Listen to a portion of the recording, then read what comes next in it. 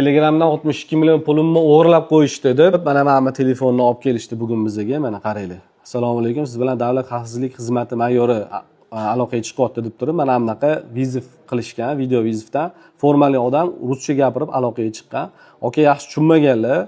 Keyin mana bunaqa link yuboryapti. Ustiga bitta bossalar, mana bunaqa rasmdagi programmani o'rnatib qo'yapti. U programma butun boshli sensorlarni ishlatmay qo'ygan okani, mana programma qaranglar.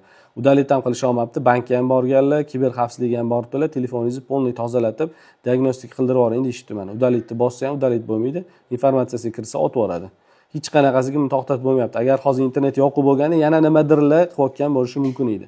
Oke, o'rnatishlari bilan bu narsani o'zi avtomatim o'rnatilishi bilan to'g'rirog'i sensor rumdan ishlatmay qo'ygan, ekranni qop-qorong qilib, xohlagan ishini qilgan, 62 million jami pulni shotlardan yechib olgan. Qaranglar. Blokka solamiz telefonni, mana.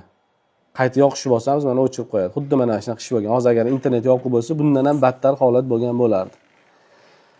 Qaranglar akalar, sizlarga xavfsizlik xodimlari yoki ichki ishlar xodimlari hech qachon Telegramdan video vizit qilib turib aloqaga chiqmaydi. Shu narsadan soddalik qilib aldanib qolmanglar.